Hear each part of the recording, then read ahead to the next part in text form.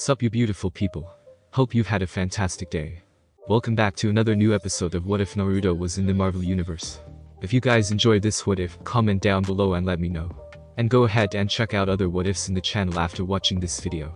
Don't forget to subscribe and leave a like, and also share this video with your friends. Before we get into it though, check out Bilibili Comics. Bilibili Comics is the official trusted place to read hit exclusive series from top creators. Bilibili Comics is a great online webtoons and webcomics reader among all reading apps. Enjoy the best new comics, manhwa, and exclusive webtoons on Bilibili Comics. Download the app now and jump right into it. The link is in the description. Now let's start this video. Natasha's Safe House, New York City. November 7th, 2009, 8 o'clock local. 4 months. It has been 4 months since Captain Rogers woke up and met with the love of his life. Honestly, Naruto thought that Steve would somehow blow Peggy's cover, just basing it on his Boy Scout attitude. Naruto had seriously underestimated the captain's acting abilities, since Fury thought that Steve was still depressed underneath everything. Fury's plan to educate Steve on modern society has been going well. Although Naruto had to fix up some stuff to make sure everything went smoothly. Flashback start. Fury was currently in his underground office in Washington, D.C. This was where he did his sensitive work like the plans regarding Hydra and the Avengers Initiative. Only Maria Hill knew about his hideout, but he was sure that Naruto knew about it, and if Naruto knew about it, then you could expect Romanov to know about it as well. What Fury was doing right now was double-checking all the reports that he had gathered about the agents that he sent to tutor the captain. He was grateful that he was now aware that Hydra was growing inside S.H.I.E.L.D., so the work that he needed to put in instantly tripled. He needed to check every person that he interacts with, create appropriate reasons to push out the Hydra operatives, and figure out which projects he could afford to be compromised, all without Hydra figuring out what he was doing. Fury was still checking the reports when Naruto showed up. He didn't even show an ounce of surprise with Naruto's magic trick, since he has seen it too many times for it to invoke any emotion. Naruto must have seen it too, since he frowned when he noticed Fury's lack of reaction. "You no fun anymore," Naruto said before sitting down on the chair in front of the table. "But to know that I'm just a source of entertainment for you," Fury blandly replied. He took another look at the reports before placing them down and looking at Naruto. "I need the shield back." "What shield?" Naruto asked, acting innocent. "I don't have time for this." "Where is it?" "Geez, would've got your panties in a bunch," Naruto commented. "I think Cap already has it since I left it there a few hours after you dropped him off." "You already met him? In person?" "Nah, I got no interest in a man with no sense of humor," Naruto answered. "I watched him few times, not creepily of course," he added with a grin. Fury knew that in the past 2 days Captain Rogers was in the gym apartment safe house. There were no external contacts, except for his agents. However, he also knew that the surveillance camera feeds could be tampered with, but he couldn't do anything against it, unless he placed an agent by Captain's side at all times. "I noticed the agent rotation schedule. What's your plan with that?" Naruto asked, like he had no idea what plan Fury had cooked up. Fury had already figured out that Naruto was just acting, but he played along with it regardless to see what Naruto was getting at. "The guy came from the 40s. I can't consider him an asset unless he adapts to the current times," Fury explained. "Asset, huh?" Naruto mused. "I'm not sure you will be able to use him in your standard espionage missions. He's a leader and a fighter," he added. "You might be able to use him in search and retrieval, extraction, short insertions, and maybe the welcome wagon." "I know that," Fury grumbled. "Pretty useless since S.H.I.E.L.D. only does a few high-value missions of those types." "Anyways, that's not what I'm here for and it's your problem," Naruto replied. "I want to see which agents you chose as the captain's guides." "So, it's Hydra, huh?" Fury let out. Fury picked up the report summary with the list of 6 agents that had been given the assignment and gave it to Naruto. Naruto took the list and looked it over. "You did a great job of screening the agents. Too bad you didn't check deep enough." Naruto's statement caused Fury to frown. "Every one of these dudes and dudettes are deep undercover Hydra agents." "What?" Fury exclaimed. "Yup. From what I can tell, the first 2 were recruited before they joined S.H.I.E.L.D., while the last 4 were recruited inside the academy," Naruto replied. "Just think of it like this, 40% of every agent's below 6th level clearance has some Hydra influence on them. 60% of anyone 6 and above. At least that's what I got from checking 80% of your personnel." Fury couldn't help but slam his head down on the table. He knew that Hydra had a lot of pull inside of S.H.I.E.L.D., but hearing some concrete figures made the task of cleaning up S.H.I.E.L.D. a lot more daunting. Hydra literally has S.H.I.E.L.D. by the ropes. Anything less than a complete purge and rebuild would cause S.H.I.E.L.D. to be taken over again. "What would it take for me to see that list?" Fury asked with a slight hint of desperation. "You're not going to see my list anytime soon," Naruto answered quickly. "Set everything you can for now before worrying about what to do with Hydra." He stood up from his chair, retrieved a piece of paper from his pocket, and tossed it on Fury's table. These are the agents that I would recommend you to use. It's your choice on how you're going to play it, so that Hydra has no idea what you're doing. Fury took the paper and pocketed it. He was going to check it later, right after he had few fingers of bourbon. Naruto didn't stay long and left Fury to deal with the mess. Flashback end. Naruto was thinking back on the events that had happened in the last 4 months when the door opened, revealing an irate Natasha. He would have chuckled when he saw Nat looking like a frazzled secretary, but a stern glare from her effectively stopped him. "Good morning, Haim," Naruto greeted with a charming smile, but Nat ignored him and went straight to the couch. "How was work?" Nat automatically groaned when she heard the question. "I just got a promotion," Natasha replied while kicking off her heels. "It's horrible." "That two statements don't exactly work together. You know that, right?" Naruto said with a raised eyebrow. "It works if your boss is Justin Hammer, and he promoted you as one of his personal assistants," Natasha countered. Naruto gave his full attention when he heard what Natasha had said. He stopped monitoring Natasha and Jessica after they requested for him to stop. In return, they would have a Horatian seal on them at all times. That was why he had no idea what was happening with Nat at work and Jess at college. "He's a young Tony Stark copycat cranked up to 100. I think he just promoted me just to get a chance to get in my pants." "He didn't do something, did he?" Naruto asked in a low tone. Nat immediately noticed Naruto's change in tone. She turned towards him and saw a distinct difference. Naruto's eyes had changed into something more feral, more fox-like. His whiskers were more pronounced. There was also an oppressive aura coming off of him. She placed her hand on his arm to calm him down. If Naruto's aura broke through the seals that he placed around the apartment, people who experienced his atmosphere would feel suffocated. Some might even straight up die. "Solns, calm down. Nothing happened," Natasha said with a soothing voice. "He tried to make something happen, but nothing did. I can handle myself. Worst come to the worst, I'll just break some bones and get myself fired." Naruto visibly started to calm down after hearing Natasha's statement. His aura receded and his eyes turned back to his usual blue. He grabbed a hold of Nat's waist, pulled her up to his lap, and took some deep calming breaths. "Tell me again, why did Fury assign you this mission?" Naruto questioned while burying his head in Nat's hair. Natasha leaned towards Naruto's body, just enjoying the moment. "Fury got some info that Hammer was doing some questionable moves," Natasha answered. "Corporate espionage on Stark Industries, shorting of contracts, and black market sales. Just like Stain. Damn. Is every arms dealer just a power-hungry asshole?" Naruto mused. "Well, Tony is just an asshole most of the time," he added with a chuckle which Natasha mirrored. "That sounds right," Natasha agreed. "Have I told you how Hammer is pulling his hair out recently? Are you going to tell me why?" Natasha turned around and mounted Naruto, facing him while flashing a mesmerizing smile. "Everyone in the industry hoped that Tony would completely dismantle his weapons manufacturing division after he temporarily suspended its operation," Natasha replied. "Instead, Stark Industries returned stronger than ever, focusing on underutilized markets like body armor, reconnaissance, weapon systems, and communications. Tony almost went through with his plan to close the weapons manufacturing division and just focus on the consumer market, specifically clean energy. Pepper and Naruto were the ones who changed Tony's mind.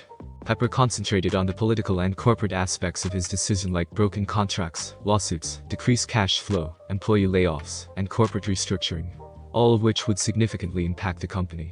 Naruto focused on the technological innovations and alternate options like focusing on defensive loadout instead of the weapons themselves and stricter weapon tracking and control. What about the whole Iron Man fiasco?" Natasha's demeanor turned sour when she heard Naruto's inquiry. "That's a whole other beast entirely," Natasha started. "A bunch of CEOs of weapons manufacturing companies banded together, led by Justin Hammer himself, and lobbied for the US government to take Tony's suit. It has just started, but it's quickly gaining traction." "So that's what they've been doing," Naruto murmured, but Natasha heard it. "Who's doing what?" Naruto snapped from his musing and stared back at Natasha's green eyes. "Hydra has been moving some pieces. They're doubling down. Bribing, blackmail, and calling in favors," Naruto explained. "I thought they were preparing for the takeover, but it didn't really fit with the timeline. But if their goal is to get their hands on Tony's suit, it fits a whole lot better." Natasha had no real idea about Hydra's movement. If it weren't for Naruto, she wouldn't even be aware that Hydra was inside S.H.I.E.L.D. She wouldn't even be affected by Hydra unless it was time for their takeover, since she was more of a field operative. A lot less drama and backstabbing than the administration. "What are you going to do about it?" Natasha asked. "Nothing. Nothing. Yeah. Hydra will not be able to move in the light. They can only do backroom deals and underhanded tactics. It can do a lot, but not as much as they would like," Naruto continued. "Besides, if Tony can make the US government back down in an attempt to get his tech, Then there won't be any more blatant moves in the future, and he will have solidified his hold on his suit. And if he bombs it or the unexpected happens, then I bomb the suit, or I guess melting it down is the better option. Naruto contemplated before focusing back to the topic at hand. They wouldn't even know I did it, so it's the perfect crime. Can you imagine Hydra Grunts wearing a fully functioning Iron Man suit? He added while releasing a fake shiver. Natasha got off of Naruto and walked towards the kitchen. She retrieved a glass, filled it from the tap before drinking it. She was feeling a little famished, so she decided to look for some food. We got any leftovers? Natasha asked. Yeah. There's some pizza in the fridge. Naruto answered before standing up. I'm going to heat it up. Just relax for now. Natasha flashed Naruto a grateful smile and kissed him before moving towards the couch. By the way, Tony is going to start looking for a bodyguard assistant for Pepper anytime now, he said while putting the pizza in the microwave with a glass of water. He's going to hire an assistant for his assistant, Natasha countered incredulously. Pepper is going to retire in December after their wedding, Naruto replied while bracing himself on the counter. Why December? Tony is going to get married on December 16th. Same day as his parents died, Naruto started. He wants to replace the memory of that day with something better. Natasha looked at Naruto weirdly, which caused him to chuckle. I know, right? I can't believe he has something like that in him. The microwave stopped a few seconds after he finished talking. Naruto took the pizza and placed it on the center table. He took a slice and sat down next to Natasha. Why are you telling me this, anyway? Because I want you to tell Fury about it. Just imagine what could happen if you took on that assignment. Naruto is practically vibrating with the prospect. Wow. You're really excited about this, huh? Natasha commented with a smirk. Alright, I'll ask Fury about it, she added before remembering something. How's the captain and Peggy doing? They're doing great, Naruto answered with a grin. I had to sneak them out of that safe house 8 times last month alone for their dates. I have an extended break next week. We should go on a date, Natasha suggested, to which Naruto agreed wholeheartedly. Bogota, Colombia. November 23, 2009, 1800 hours local. Naruto and Eric were currently staying in an abandoned warehouse on the outskirts of the city. The mission Naruto chose this time: the systematic disassembly of a drug cartel that has a side business in human trafficking, who was rapidly working up their way up the ladder. By systematic, he means wiping out the whole cartel. Eric was cleaning his gear when he heard Naruto walk into the room. So, 3 months left before the return of the prodigal son. What's your plan after this? Naruto asked. Eric froze in his seat. He had honestly forgot about that small fact. The monthly missions kind of made him forgot about his plan to take over Wakanda and forcefully change the world order. He looked up at Naruto, who was leaning on the doorframe. I have no idea, Eric admitted while unconsciously reaching for the Kimoyo beads that he was currently using as a necklace. Well, it wasn't yet complete. I will probably still head to Wakanda. What are you going to do after you arrive? We'll see, Eric replied before fixing up his loadout. Naruto was kind of stuck with his plan now. He couldn't get an accurate read of Eric's thoughts. As far as he could tell, it could go 50-50. Eric could just join the Golden Tribe as a war dog or force a royal upheaval. He would need to deal with the problem if everything goes south. Naruto decided to just move on to the current mission. He retrieved a holo projector and placed it on the ground. The projector showed an accurate map of Bogota and its surrounding area. Eric stood up and approached the projected map. Naruto manipulated the map to focus on a mansion southeast of the city. This is the final mission area. After we deal with some cash houses and safe house in and out of the city, we're going to raise the whole place down after retrieving everything of value, Naruto explained before showing the whole map again. This time, multiple red dots appeared on the map. We're going to hit every one of these places tonight before heading to the final mission area. Our goal is to end everything before the sun rises tomorrow. Any questions? Eric just shook his head negative. Naruto retrieved his smartphone and gave it to Eric. That thing has map of every place that you're going to hit. We'll head out in 2 hours. Stark Mansion, Long Island, New York. December 16, 2009, 1900 hours local. I think the tie doesn't match the suit, Tony said nervously as he was fixing up his tie. It's a black tie with a black suit. There's nothing better that could match that, Rhodey retorted while trying to keep his calm. Maybe a gray tie would be better. Give it a bit of variety, Tony replied. Or maybe something more colorful. A rainbow tie, perhaps. Just to give some color, he added while still fixing up his tie. If someone was observing the pair, they would most likely see Rhodey's eyebrow twitching. I should probably change my shoes too. This statement finally snapped Rhodey's patience. He grabbed hold of Tony's shoulders and shook him a bit. Tony, your tie is fine. Your shoes are fine. Just settle down, Rhodey shouted before taking a deep breath to calm down. Everything's fine. We checked, double-checked, and triple-checked. Nothing will happen. Okay. Tony stared at Rhodey weirdly for a few moments before his expression turned more contemplative. You realize that you just jinxed the whole thing, right? Tony said seriously, causing Rhodey's face to scrunch up. Jinxes aren't real.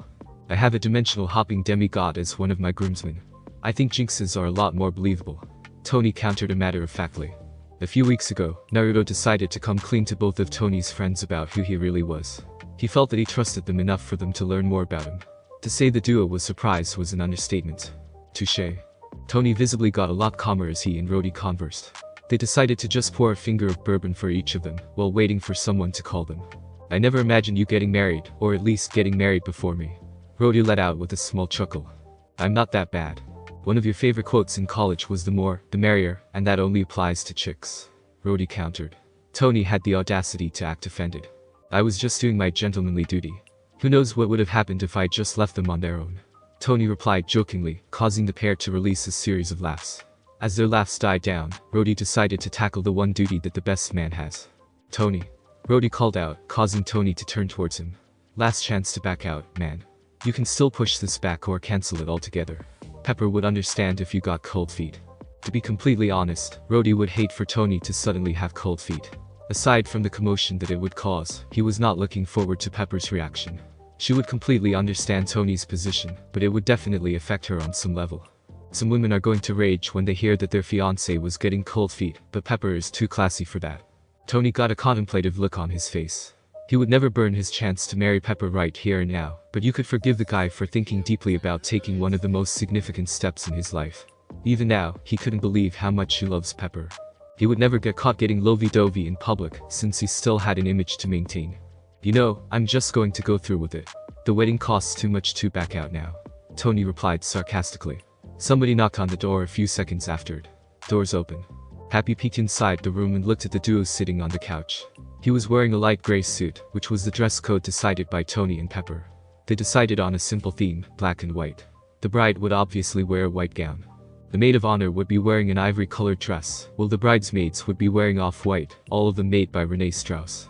Tony swore that there was no difference in those colors. The groom would be wearing a black suit, while the best man and groomsmen would be wearing gray suits, with the best man wearing a darker color. The suits were designed by Giorgio Armani. 10 minutes. Happy informed them. Great, I'm getting tired of waiting. Tony said before standing up and heading straight to the door. Rhodey and Happy walked beside him towards the wedding proper, which was in the vast area behind the mansion. Tony had rarely used the mansion ever since his parents died, but it seems fitting to be in this place when his life's direction changes again. Besides, with his decision to do the wedding on the day of his parents' death, doing the wedding at the mansion seemed like a no-brainer. Did we encounter any problems? Tony asked, making sure he could fix anything unforeseen while he still could. Happy grimaced when he heard the question which Tony saw. Come on, Happy. Spit it out. Ugh. Where to start? Happy let out, which was never a good sign. The caterer got stuck in traffic. The flowers wilted along the way. The lights somehow short-circuited. You know the usual. He drawled on, trying to play down the gravity of the situation. Tony stopped in the middle of the hallway and stared at Happy dumbfoundedly. Why the hell are we still going through with this then? Tony asked, getting a lot more serious. Well, Naruto came through. Happy answered. It was a lot harder to hide him doing stuff, though. Tony released a sigh of relief when he heard Happy's answer. So, what did he do? Naruto started by doing that cloning thing and changing into a lot of different guys. Still weirds me out every time I see it. Happy started. He took over the 3 kitchens and started cooking a bunch of stuff. Naruto didn't even use the ingredients in the kitchen. He just kept pulling stuff out of nowhere. At least the theme became around the world cuisine, so we got that going for us. Damn. Tony commented, visibly impressed. How long did cook, and how much did he prepare? 2 hours and more than 10 times the original amount. Happy replied. I have no idea how Naruto cooked all of it, since a lot of those foods take a long time to cook. He even made some meals that take a whole day to prepare. What the hell? Rhodey exclaimed. Never mind that, for now. How'd he fix the plant and light problem? Naruto went to the back garden and created a bunch of flowers. The plants just sprouted from the ground. Happy explained. He still couldn't believe that Naruto did it even though he was there. As for the lights, he pulled out some glass balls that emit omnidirectional light and float. Tony immediately got interested in the lights that Naruto created. It sounded like the perfect lighting device, especially for decoration and search and rescue missions. Did he say how he made it? Tony asked. Something about seals and chakra battery. I have no idea how he did it. Happy said honestly. The trio finally reached the wedding proper. Tony and Rhodey were impressed by the current setup. The wedding planner only helped arrange the wedding and coordinate all the different things needed, but the planner herself was not at the wedding. Tony and Pepper decided to have a small wedding.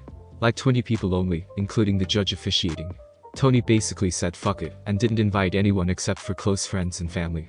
Tony will probably host a public event in the future, but for now, this wedding is just theirs. The trio could see that everyone was already at their seats. On the right were Tony's friends and family. His only representative for the family side was Morgan.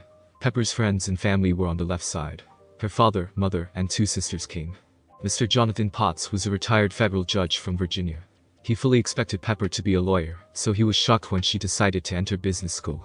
He was Tony's #1 critique due to Tony's previous lifestyle, but it all turned around after Morgan was born. It was almost the same narrative for Mrs. Veronica Potts, who was a chief of medicine.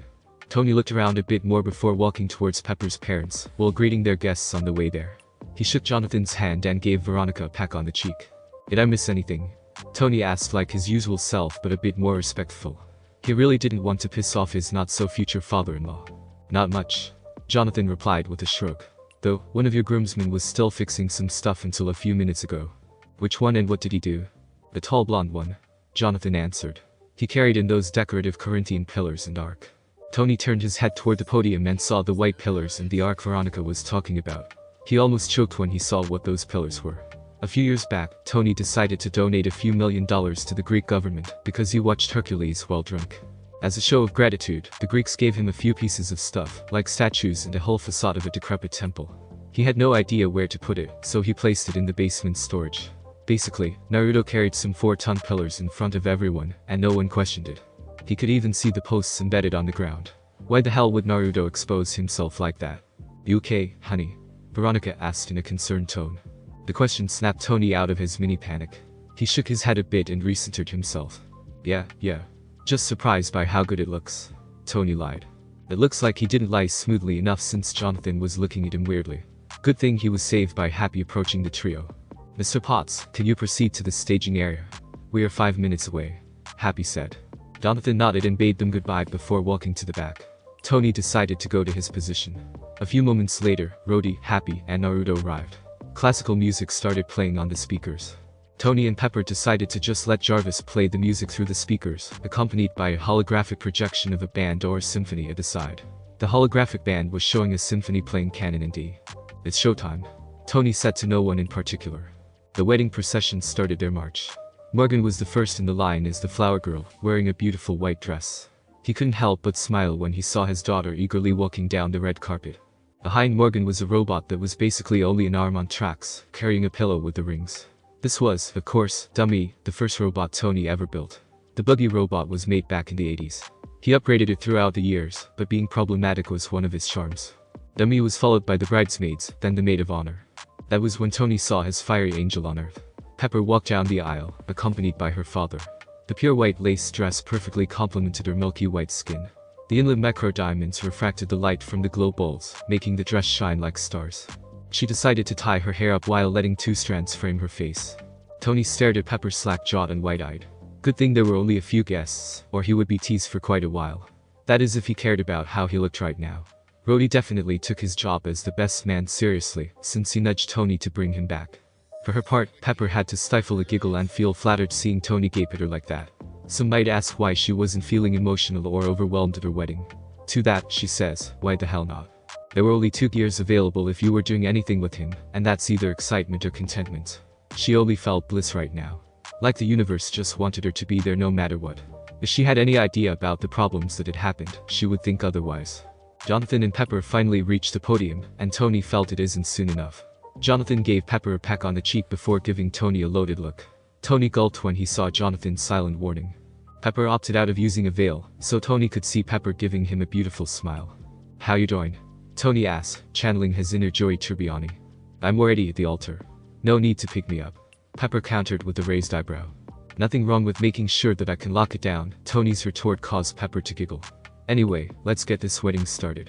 7 years. You have been with me for 7 years, and you still decided to marry me. I'm not saying I'm not a catch, cause I'm definitely am.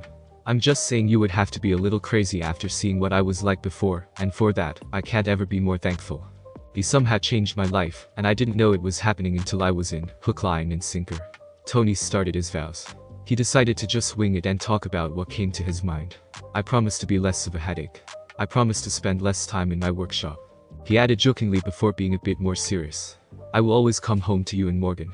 I will always place our family as my #1 priority until the end of the line.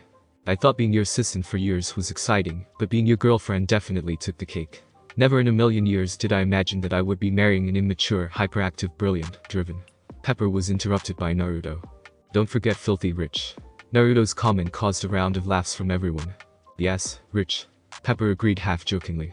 Sure, you were a nightmare, but you proved to me, to everyone, that Tony Stark has a heart. She added, referencing her gift to Tony when he first changed his arc reactor. I promise to always support you even if I will worry about you. I promise to reel you back and when you bite off more than you can chew. I will never let you feel alone ever again. Do you, Anthony Edward Stark, take Virginia Potts, to be your wife, to have and to hold from this day forward, for better, for worse, for richer, for poorer, in sickness and in health, to love and to cherish, till death do you part? The judge asked Tony. I do. Tony answered without any hint of sarcasm. Do you, Virginia Potts, take Anthony Edward Stark, to be your husband, to have and to hold from this day forward, for better, for worse, for richer, for poorer, in sickness and in health, to love and to cherish, till death do you part? The judge asked Pepper this time. Pepper didn't get to finish her answer because Naruto dove for the couple. Just in time, too, since the pillar right behind Pepper's head suddenly exploded. Chaos ensued, everyone scrambled to get out of the area. Rhodey and Happy quickly moved the people inside the mansion, after they confirmed that Tony, Pepper, and Naruto were okay.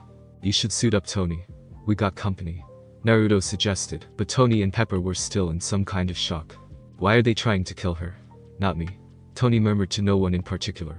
They are not trying to kill her. The shot was a little off, deliberately missing her by an inch or two. Naruto answered while pulling Tony and Pepper behind the pillars. Naruto's answer somehow snapped both of them out of their shock. Do you know anything about this? Tony asked Naruto, hoping someone knows about it. Not really, but I have a guess. I'll tell you when I have something concrete. Naruto answered. That was when they heard an explosion at the front of the house. Go suit up, Tony. I'll protect Pepper here and everyone inside. I'll take them to the basement. Tony nodded before starting to head off, but he felt someone grabbing a hold of his wrists. He turned around and saw it was Pepper. I do, Pepper said. What? Tony let out, genuinely confused. I'm saying I do. So, we're married now. Pepper continued. And since I'm your wife, I get to order you around. She added. I'm telling you to kick the asses of the assholes who ruined our wedding, but make sure you come back safe. Tony flashed a smile and nodded before going for his suit. Pepper couldn't do anything else but stare at Tony's retreating back. She only stopped when Naruto started leading her back inside the house. Damn, Pepper. Not even 10 seconds into your marriage, and you already have Tony by the balls. Naruto commented, genuinely amused. Hydra Forward Base, Long Island, New York. December 16, 2009, 2100 hours local. Hydra had been in a steep decline these past few years, ever since the goddamn Nine Tails decided to fuck everything up. They had to unload most of their assets and burn a lot of bridges just keep themselves afloat. They also had to go deeper underground than ever before, even deeper than when Captain America defeated the Red Skull. Communications between cells dropped by 99%, while contacts within a division dropped by 90%. They had to scrap or halt a bunch of their projects. Overall, the Nine Tails alone pushed back their plans by at least 5 years. The lack of communication was the #1 reason why Pierce had no idea that there was an operation going on that had the probability of revealing Hydra, even if it was a success. To be fair, there was the possibility of him not knowing of the operation, even if Hydra was working at 100%. The mission was headed by a different cell that operates a separate underground science and weapons research division, under Wolfgang von Strucker. He wouldn't mind the mission as much before, but Hydra was in a precarious situation. Pierce dropped everything the moment he heard that the Winter Soldier was thawed out. He tracked down the defrost order to Strucker, as well as the mission request. Sergeant James Buchanan Barnes, aka the Winter Soldier, was their oldest and most effective asset. The pseudo-super soldier had accomplished hundreds of missions over his 50-year tenure, and had a success rate of just over 90%. Naturally, this high-profile asset's control was given to Pierce, one of the 3 leaders of Hydra. Before the arrival of the Nine Tails, every request for the Winter Soldier's use needed to be approved by him. But with the appearance of the Nine Tails, contact between the leaders was kept to a minimum. That's why each cell leader could thaw out the Winter Soldier as long as they completed the checklist. He really should rethink that weak-ass requirement. Pierce got out of his car after his security detail opened the door once they checked the surroundings. His security detail was made up of a SHIELD reserve strike team. He made sure that most of the strike team, which he suggested the creation of, was made up of loyal Hydra agents. He only needed to maneuver some pieces and change the commander of the strike team to a Hydra agent, somebody like Brock Rumlow. Too bad, Rumlow was still in the military to pad up his profile. Pierce walked inside an unassuming commercial building and headed straight to the top floor, while giving the receptionist a look before riding the elevator. The receptionist was obviously a Hydra agent. When he got on the top floor, he went inside the janitor's closet at the end of the hall, where he could access a secret elevator that would bring him down under the basement where all New York operations were monitored. They had already abandoned this space due to a decrease in the number of missions done in New York, but it looked like Strucker saw fit to reopen the site. As soon as Pierce got out of the elevator, he saw a setup similar to the NASA command center, although a lot less impressive. 25 operators were monitoring each member of the attack team, including the Winter Soldier. He looked around the room to look for the man in charge of the stupid operation, but he turned towards one of his security when he didn't see him. "Ask around for Strucker. I want to talk to him," Pierce ordered. The security nodded and quickly went to follow the command. Pierce went down towards the command floor, leaving his security detail near the entrance, and looked for the operator that was monitoring Sergeant Barnes' vitals and head-mounted camera. The feed was showing the Winter Soldier walking up a hill through some light vegetation.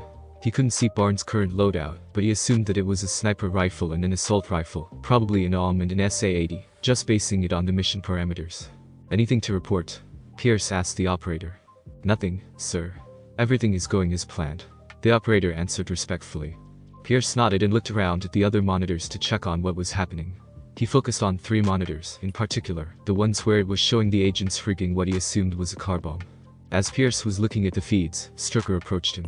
Strucker didn't greet him, since convention dictates that Pierce needed to recognize Strucker's presence. After a few seconds of tense silence, Pierce started talking. "What the hell are you thinking?" Pierce asked, his irritation evident in his tone. Strucker just ignored his superior's displeasure and took a moment to answer. He already formulated his argument the instant he was notified about Pierce's arrival. "Hydra is in decline. Some might think that it's just a temporary setback, but we both know that we will not survive long like this. A Hydra might survive cutting its head off and come out of it stronger, but what would happen if it starved to death? No cutting of the head there." Strucker answered. "Yes, we are in decline." Pierce agreed. "But what does it have to do with the mission?" "Power. It's always power. Isn't that the ultimate goal?" Strucker replied. "We want the power to rule the world. To make it better one way or another, and for that, we need power. However, ever since that damn fox showed up, we lost much of our power. We have already started losing our hold on the underworld. Our reputation is in tatters. We are getting mocked to the shadows," he added. "We need Stark's armor to force our influence back. You know that we are already in the process of acquiring it." Pierce countered, referring to the Senate committee, talking about confiscating the suit for the US government. Of course, the tech would get lost in the mix, and they would get their hands on it. The committee was headed by Senator Gabriel Stern, one of their members that managed to infiltrate higher in the government. "Either way, it's your job to make something like that. Who says we don't have the prototype?" Strucker retorted, sounding proud. "It was only 2 months ago when we upgraded Sergeant Barnes' prosthetic, so we are certain that we can build at least some parts of the extremities," he explained. "The problem is that we have no idea how to miniaturize the actuators and hydraulics enough to allow someone inside. It's more like a robot at this point. Aside from that, we have no idea how to produce enough power to power everything. Even Sergeant Barnes' prosthetic can only last for half an hour of heavy use before it needs to recharge, and the arm has a lot less power requirement compared to a whole suit of armor. That still doesn't answer the question of why did you order the Winter Soldier to kidnap Virginia Potts? We don't need the attention right now. If the original plan goes off without a hitch, we will have the armor by next year," Pierce said, his tone heating up. "We only get it if we succeed. If it fails, Stark will only solidify his ownership of the suit, and we can't make any plays so soon after the hearing, since it could directly lead back to us." Strucker replied, keeping his calm. "But if my plan succeeds, we can have the suit now, and we won't have to use what little political clout we have left to get the suit from the military. If it fails, we still have your plan to get it by next year. As for why do it at their wedding? It's simple really, they dropped their security at the house down to a minimum," Strucker reasoned. "Of course, there's a chance that it could reveal us, but it's a risk we have to take." Pierce stared at Strucker. His mind ran 1,000 miles a second, assessing the situation while taking into account what Strucker just said. After a few moments, Pierce seemingly decided on something. "Let's see what happens," Pierce stated ominously. "For now, give me a rundown of what they're going to do." "As you know, Stark and Potts are having their wedding today," Strucker said while ignoring Pierce's subtle threat. "Sergeant Barnes is going to fire a live round during their wedding, which should be happening in the backyard. This should cause everyone to panic and run towards the front gate. The 24-man attack team will get inside the mansion grounds by ramming the gate with a car bomb. This team will act as a diversion for Iron Man. They're all equipped with an M grenade that should theoretically slow him down, if not wholly stopping him. It doesn't matter if it works or not, since they only need to hold Stark up front, while Sergeant Barnes extracts his wife to be. It's game over from there. Pierce walked back towards the operator monitoring the Winter Soldier, with Strucker following not far behind. It looked like Barnes had already found his sniper nest, since he was already looking down the scope. It was a shame that they hadn't implanted the Winter Soldier with their experimental cybernetic eye with a camera feed.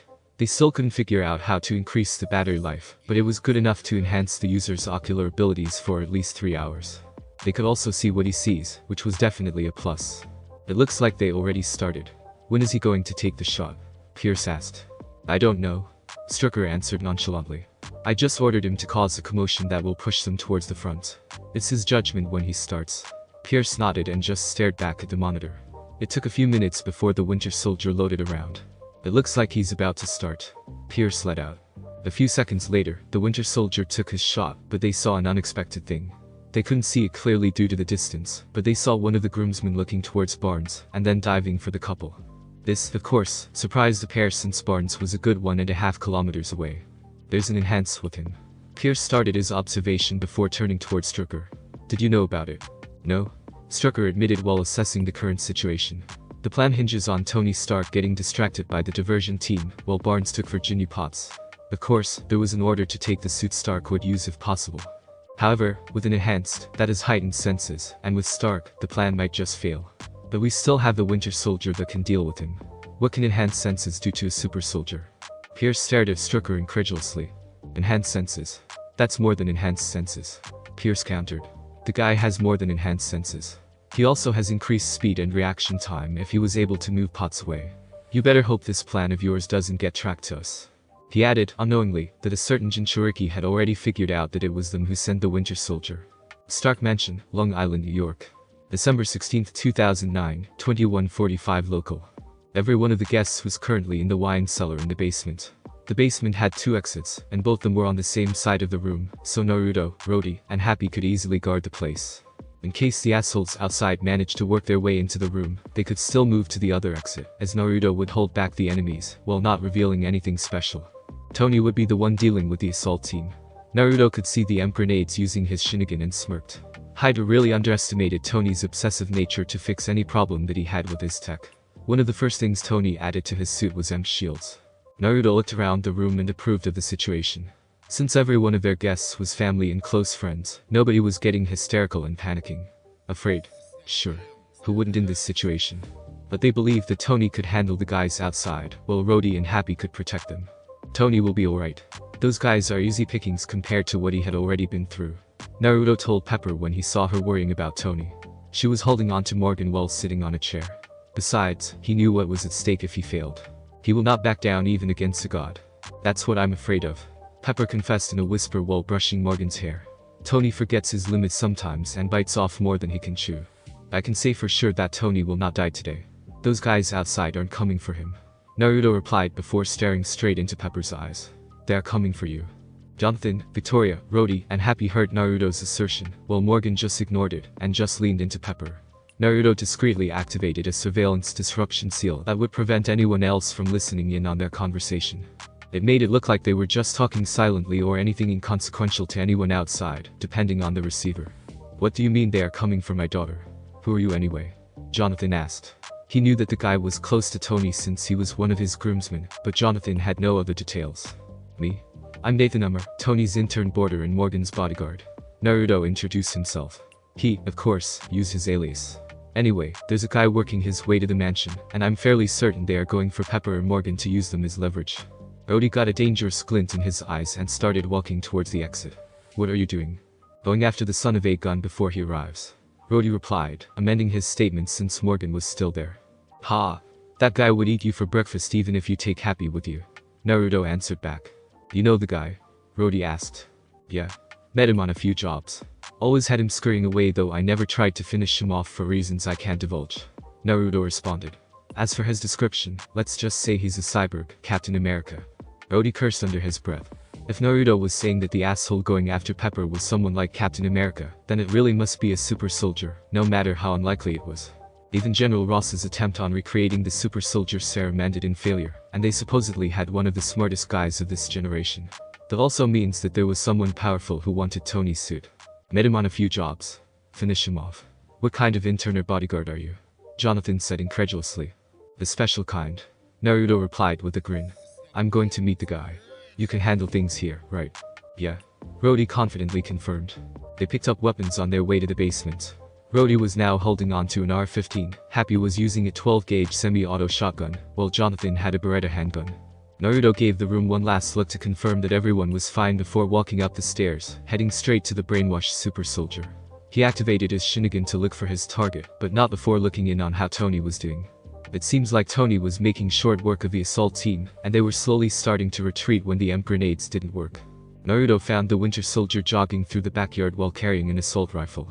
He decided to just meet him halfway and walk towards the back door, but not before slightly changing his appearance and the shade of his hair.